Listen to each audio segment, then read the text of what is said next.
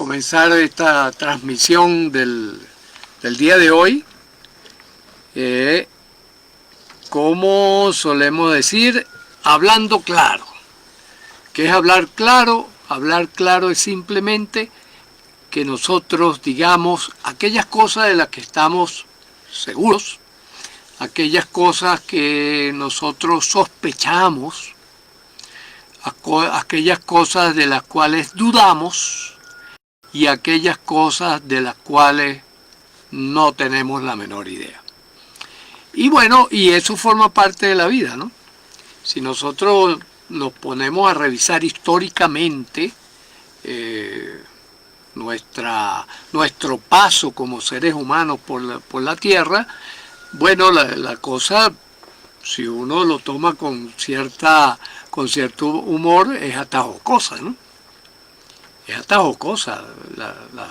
Las conclusiones, las apreciaciones, las interpretaciones que hemos hecho a lo largo del tiempo y sobre todo aquello de lo que hablamos con seguridad, con sospecha, con duda o con total ignorancia, ¿no? Y eso lo hemos venido refinando a lo largo de siglos y siglos de trabajo, ¿no?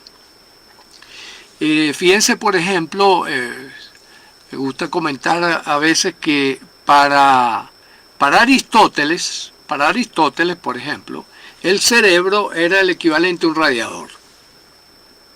Es decir, él decía, esa pelota de grasa ahí que no tengo la menor idea de dónde viene, ni para dónde va, es un sistema para enfriar la sangre. Un radiador, pues lo que hace un radiador en un carro. Entonces imagínense, ese era uno de los más grandes pensadores de aquella época, ¿no? O por lo menos el criterio ptolomeico, ¿no? Que Ptolomeo decía, en el centro del universo se encuentra la Tierra, ¿verdad? Alrededor de la Tierra gira el Sol, giran los otros planetas, giran algunos astros y hay otros que están fijos allí colocados como en una especie de manto que nos rodea. Eso era lo que afirmaban como hecho incontrovertible nuestros antepasados, nuestros primos, nuestros tíos, como queramos llamarlos, ¿no? Era lo que pensaban de las cosas, ¿no? Por ejemplo, William Harvey, hacia 1500 y tanto, o 1400, finales de 1400, comienzos de 1500, descubre la circulación de la sangre. Eso no había la idea, sino que se pensaba que la sangre se manaba. Ah, bueno, le cortaban a alguien un brazo y entonces salía el chorro de sangre. Ah, bueno, ¿de dónde viene? Bueno, hay líquidos dentro del cuerpo que se botan, que se emanan. Pero todo el recorrido que hace la sangre, ¿verdad? No estaba ni siquiera contemplado. Ni siquiera contemplado. Hubo, bueno, de hecho hasta el último emperador en China era un niño, cuando lo nombran emperador, ¿no? El poder se heredaba, ¿verdad? Los reyes, por ejemplo, los reyes eran los representantes de Dios en la tierra desde el punto de vista material. Y los papas eran los representantes de Dios en la tierra desde el punto de vista espiritual. Entonces cada uno tenía y eso dio motivo a muchas peleas, a muchas guerras, a muchos desencuentros, ¿no? Entonces fíjense por dónde hemos pasado, y lo ingenuo que terminamos siendo, porque en realidad si nos ponemos a ver, ¿sí? No venimos con el manual de operaciones debajo del brazo. Esa es una conclusión importantísima. ¿Por qué? Porque entonces nosotros tenemos una tendencia a interpretar con suma facilidad los acontecimientos del vivir. Hace rato, hace unos Un par de horas atrás hablaba con una persona que le hago un coaching y hablábamos del proceso de enamoramiento. Como por ejemplo, los varones, cuando nos interesa mucho una mujer, que nos enamoramos, que nos deslumbramos sobre todo por su aspecto físico, en 5 minutos de conversación somos capaces de decir hasta 8 mentiras para subir nuestra presentación. Eso se ha demostrado en experimentos vigilados. Entonces fíjense lo que somos los seres humanos, ¿no? Los seres humanos tenemos una serie de limitaciones importantes que hemos de tomar en cuenta para sacarle provecho a los recursos que también tenemos. Tenemos recursos y tenemos limitantes. Una de las limitantes es que, por ejemplo, cuando nos enamoramos, cuando nos volvemos locos de amor, ¿verdad? Esa locura transitoria, porque es verdaderamente una locura transitoria, nosotros hacemos exactamente lo mismo que hace el pavo real. Desplegamos nuestras mejores herramientas, nuestras mejores barajitas que nos dieron al momento de nacer para vivir. Ese juego de barajas que nos dieron, que yo puedo jugar en el intercambio, en el juego de la vida, ese juego de barajas, yo simplemente le cambio el valor a la baraja. Me salió un 3 de oro y yo lo borro y le pongo as o joker, ¿eh? Y lo hago sin darme cuenta, que es lo más interesante de todo. No estoy consciente de eso. Y precisamente para el día de hoy tenemos uno de los temas, yo diría, claves en la vida. ¿Por qué? Porque nosotros vamos cambiando en la medida que vamos creciendo, en la medida que vamos viviendo, en la medida que vamos viviendo, vamos teniendo cambios muy importantes. Por ejemplo, no sé si ustedes saben que en promedio, en un país medianamente estable, una persona a lo largo de su vida se come entre 18 y 24 vacas. Entre 18 y 24 vacas, ¿no? Los que comemos carne, por ejemplo, yo como carne ocasionalmente, ¿no? La regulo. ¿Por qué? Por razones de conocimiento que ya hemos venido casi asegurando unas sospechas muy altas de que, por ejemplo, hay personas que sí requieren para su metabolismo que funcione correctamente cierta dosis de carne. Hay otros que sin tocar la carne les puede ir maravillosamente bien. Hay algunas orientaciones, hay sospechas firmes de que eso es una realidad. Pero entonces, fíjense, nosotros nacemos pesando 3, 4 kilos aproximadamente. ¿Ya? O sea, unas 6, 7 libras. Y cuando llegamos a estado adulto, pesamos 140 de libras. 60, 70 kilos. ¿De dónde vino eso? ¿De dónde cayó del cielo? ¿Es una fuerza interior que se dispara hacia afuera? No, señores. Hoy día sí hay firmeza de información acerca de que la energía que nosotros como seres vivos logramos meter en las baterías de nuestro organismo, en las mitocondrias, proviene del exterior. Proviene de fuera, no de dentro. Eso es sumamente importante porque, nos hace entender que nosotros somos unos seres de interacción. Y la otra parte es que nuestro cerebro, cuando nosotros nacemos, Nuestro cerebro tiene muy poca información, ¿no? Tiene una información más que todo de esquemas. Esquemas los llamó, por ejemplo, Konrad Lorenz. Jung lo llamó arquetipo. ¿Cómo se llama? Y así distintos autores, ¿no? Distintos autores lo han llamado de distintas maneras. Pero ese esquema se pone en marcha según la experiencia que nosotros vamos viviendo. Entonces, cuando somos niños, cuando estamos en la infancia, sobre todo en la primera infancia, ¿qué es lo que hacemos? Copiamos las actitudes y los comportamientos de los grandes y imitamos su respuesta emocional y su respuesta conductual.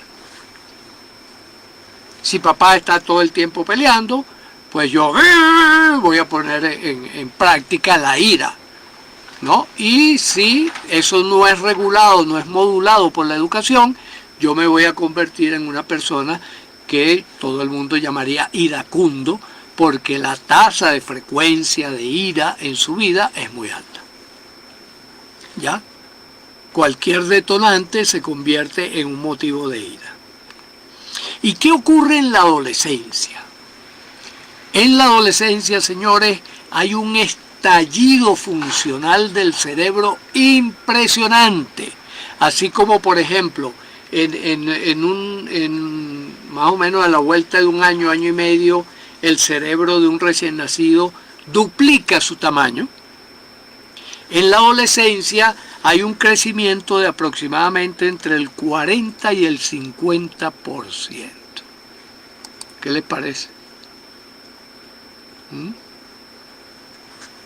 Entre 40 y 50% de crecimiento de circuitos neuronales. Básicamente el crecimiento del cerebro se va a base de los circuitos. Son cables vivos que empiezan a tirar conexiones por todos lados, miles de millones, de billones de conexiones por todos lados, y que le van a dar el marco en el cual yo puedo hacer lo que hago. Los movimientos de mis manos, fíjense, un bebé no puede hacer esto.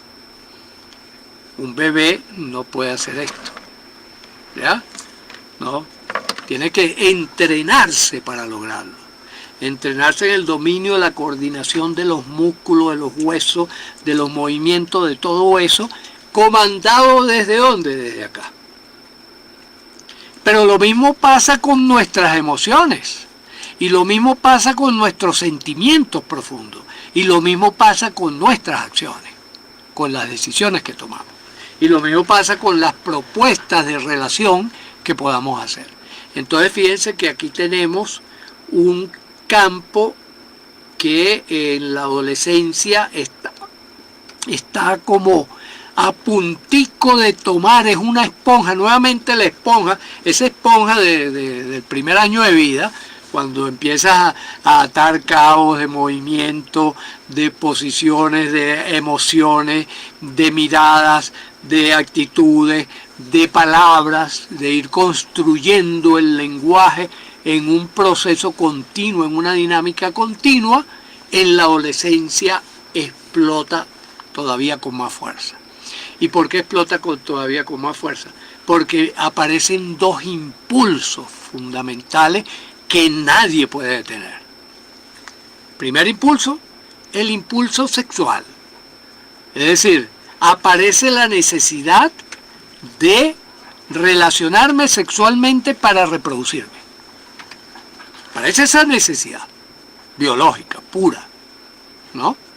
Por eso es que no podemos contener cuando, por ejemplo, en el proceso de enamoramiento y las primeras veces, pues aquello es, tú sabes, una verdadera estado alterado de conciencia, y la necesidad entonces de sacar mis barajitas, las mejores barajitas que yo tengo, y como yo quiero quedar bien, no solo saco mis barajitas, las invento,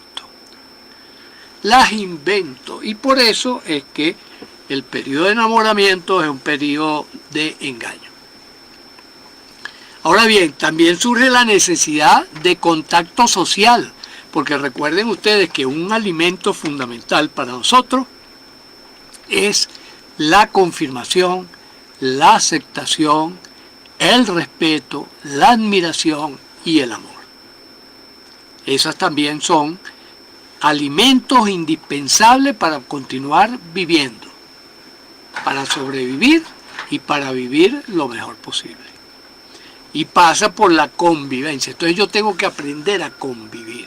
Y por eso es que los muchachos no pueden contener el impulso de reunirse con los amigos, de echar cuentos y tal, y de estimular ese encuentro.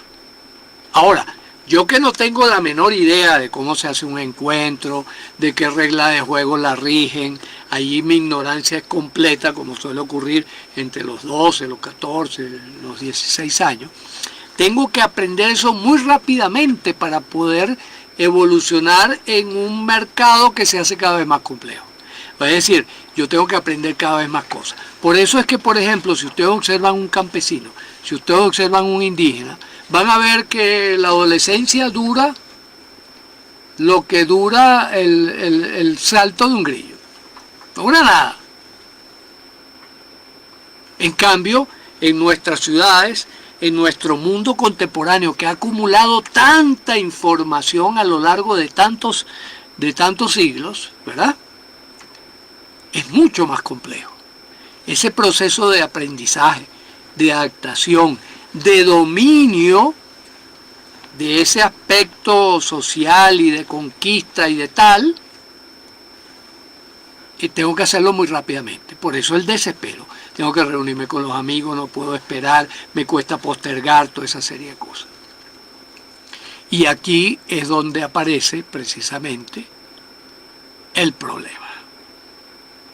Aquellos señores que trafican con sustancias que afectan profundamente el cerebro, en esa configuración, en ese tejido que se está formando, precisamente lo alteran profundamente. ¿Cómo lo altera profundamente? Bueno, estimulando aquello que es fisiológico, o sea, estimulando la empatía, estimulando la meditación para yo, oye, qué es lo que voy a fijar, qué es lo que voy a dejar por fuera, ¿verdad? Estimulando el contacto, estimulando la risa, estimulando el bienestar, para que yo pueda avanzar en esta tarea, pueda avanzar en ese propósito. Por eso es que decimos que es una verdadera bomba atómica cuando en la adolescencia somos víctimas que se convierten en esclavos de estas personas inescrupulosas que trafican con este tipo de sustancias. ¿Ya? Y yo se lo digo así a los muchachos adolescentes. Mire, usted lo que ha caído es un acto de ingenuidad. ¿Verdad? Le vendieron la idea de que usted se va a hacer más adulto si usted se sobreestimula sus mecanismos naturales. Y le vendieron esa idea. Ah, no, mira, esto es chévere y tal, porque ahora vas a ser más fuerte, vas a ser más hombre, vas a hacer más cosas y tal, qué sé yo, o más mujer, o vas a poder disfrutar más de la experiencia esta de descubrir el mundo. Y resulta que esa sobreestimulación produce daño neurológico terrible. ¿De qué depende que le produzca más daño a uno que a otro? Depende de la sensibilidad genética sobre la cual nosotros, por ahora, podemos hacer muy poco.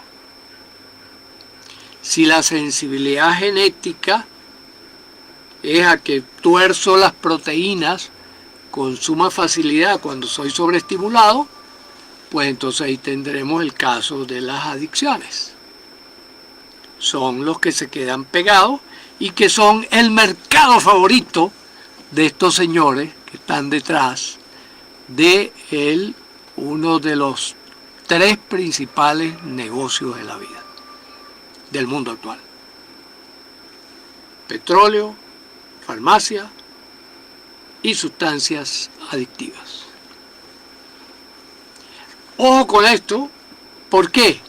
Porque no solo este efecto se produce por sustancias químicas, no, se produce también físicamente. Por ejemplo, acabo de ver un informe allí de una investigación donde los rayos electromagnéticos que emite el televisor y que emiten algunos de estos aparatos afectan directamente el almacenaje y la producción de melatonina. La melatonina es una hormona muy curiosa porque ella tiene varias funciones importantes. La primera que hemos descubierto en los adultos, que ya inequívocamente también podemos afirmarlo, es que es inductor del sueño. ¿Por qué? Porque es la ausencia de luz lo que la dispara. La luz frena la producción y el almacenaje de la melatonina para que sea utilizada.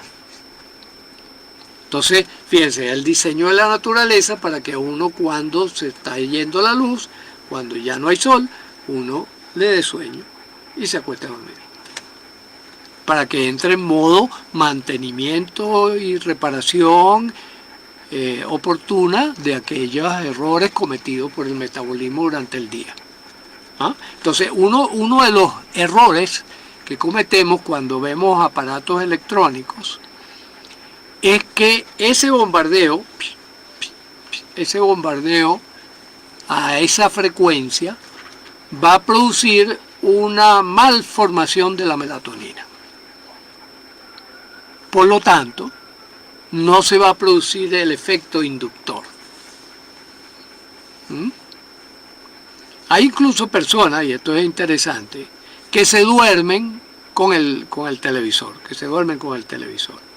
Es decir, que ya al lado de esa onda electromagnética que está dificultando el que te duermas, el sonido del televisor, auditivamente, por otro canal, va creando un contexto de seguridad y un contexto de entrega que hace que termines durmiéndote.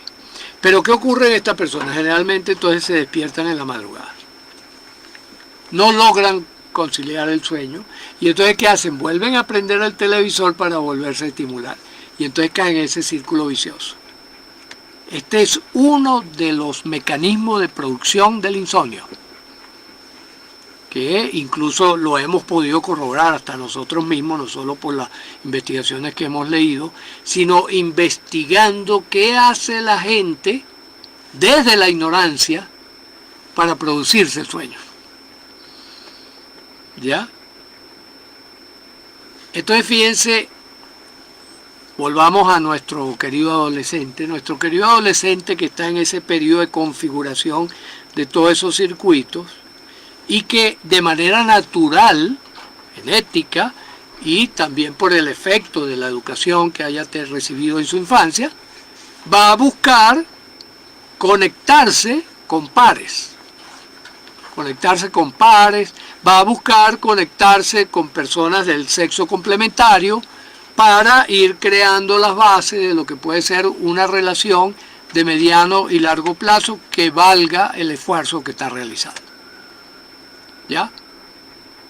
Pero ¿qué ocurre?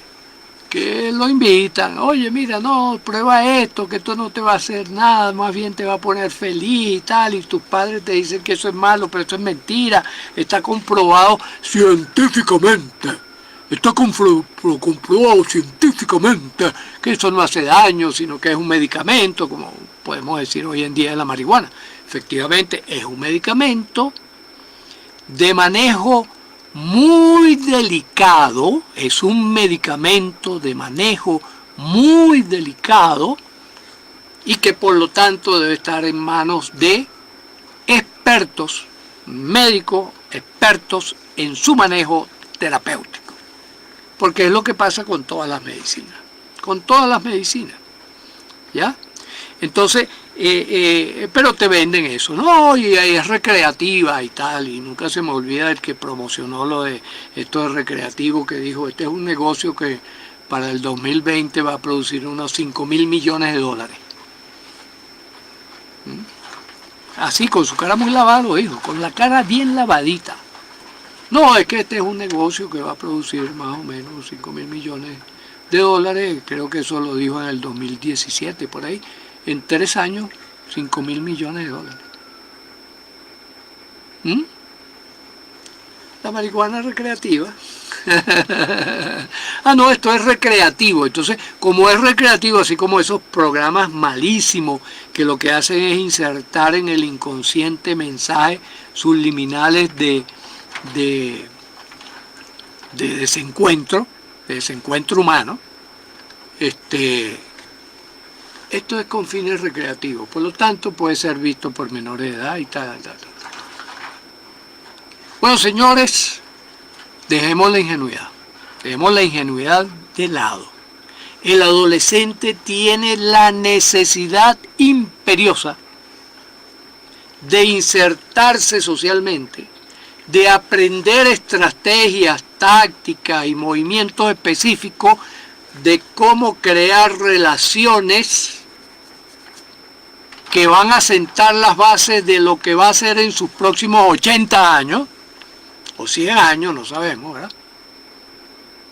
Y que por lo tanto es un momento de mucho cuidado, porque es el momento en el cual puede irse por un camino del distrés, del sufrimiento, de la enfermedad, o por el camino de la salud, del bienestar, del gozo, de la felicidad. En ese disparadero, ahí está el adolescente. Por eso es que es una bomba atómica cuando nosotros sobreestimulamos esos circuitos con cualquier artificio.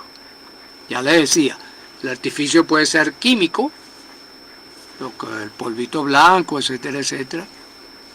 Estoy hablando así para que no en Facebook no me pongan una tachadura. Vamos a ver. Porque es que estamos tachando, imagínense lo que estamos tachando, ¿no? Estamos tachando los mensajes positivos, integrales de formación ciudadana. Y estamos dejando a la buena de Dios todo ese poco de mensajes destructivos, dañinos, perjudiciales, bloqueadores de vida, ¿no? Pero bueno, esa es la realidad en la que estamos. Entonces, si lo sobreestimulamos, lo montamos en el autobús de la destrucción. Autobús de la destrucción. ¿Por qué? Porque por otra parte, por necesidades sociales, se va a ir acercando cada vez más a los grupos que comparten esto y se va a ir alejando de los grupos que son los grupos saludables. Porque le van a parecer aburridos, porque le van a parecer que... Porque él está sobreexcitado, él está sobreestimulado, y al estar sobreestimulado está desgastando esos recursos neuronales. Como les digo, según la predisposición genética, eso pudiera llevarlo a una destrucción total de su vida, como tantas personas que hemos visto, que él se ha convertido en viaje sin regreso, o puede convertirlo más bien en una posibilidad de reparación oportuna para que esos daños no sean tan profundos. En eso estamos trabajando, en eso sigue trabajando la medicina, en eso sigue trabajando la investigación, para buscar rescatar a través de la plasticidad cerebral la mayor cantidad de gente posible que se ha ido por ese barranco. Y quiero hacer mención también, ya un poco para irme despidiendo, quiero hacer mención del factor de los equipos electrónicos que tienen un efecto similar. Concretamente el smartphone. ¿Qué es lo que hace el smartphone? Me pone a puntico de mano, con un mínimo esfuerzo, todas esas necesidades. La necesidad del vínculo, la necesidad de salir a buscar el elemento social donde me voy a insertar, pues me lo pone a mano y entonces puedo pasar horas dándole el dedito así como los veo por la calle, los veo en el bus, los veo por todos lados a las personas hipnotizados,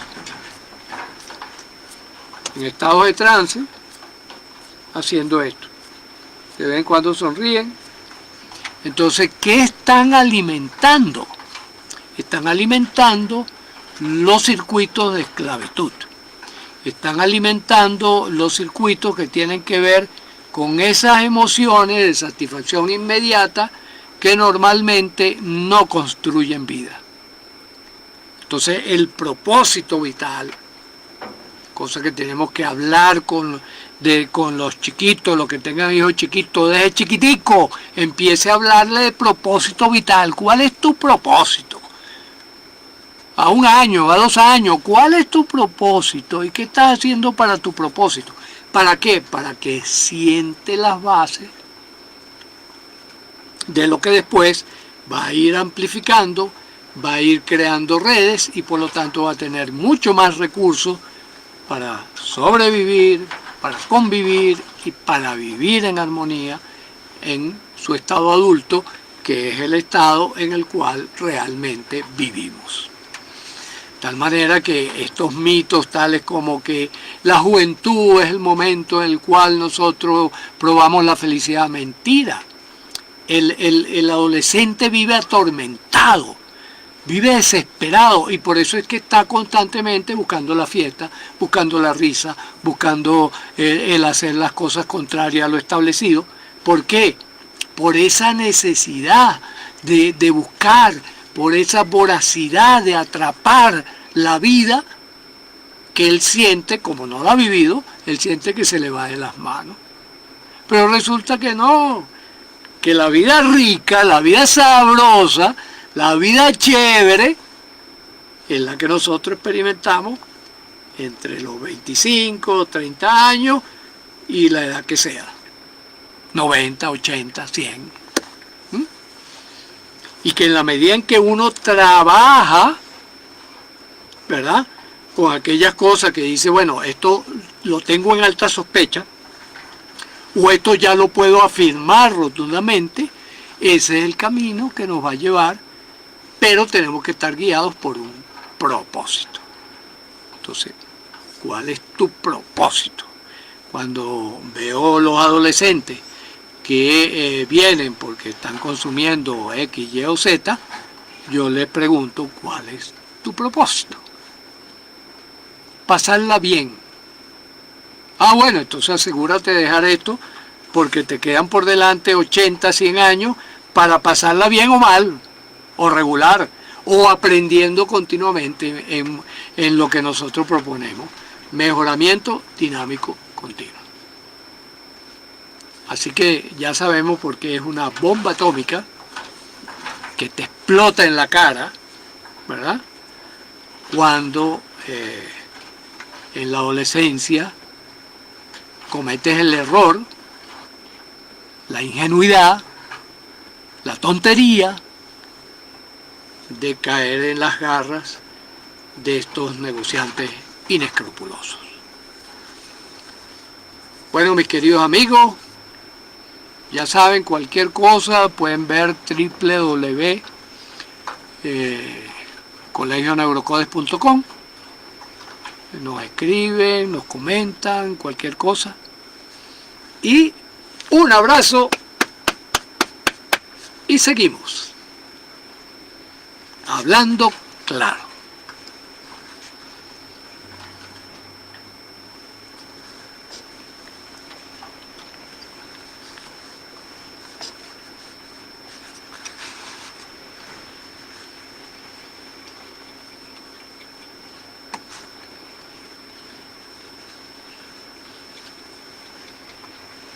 Se me pierde el cursor. Para aquellos que están en... Aquí se me pierde el cursor y no encuentro el cursor. Ah, está aquí abajo. Pero está paralizado el cursor. Así que un poquito de paciencia. Vamos a ver si después meditan.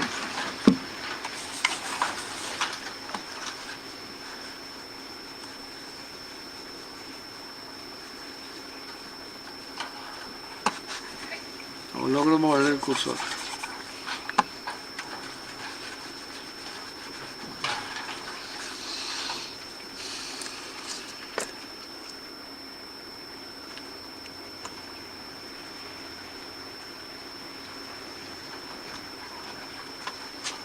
Cursor, no puedo parar el video. Ahí pegado.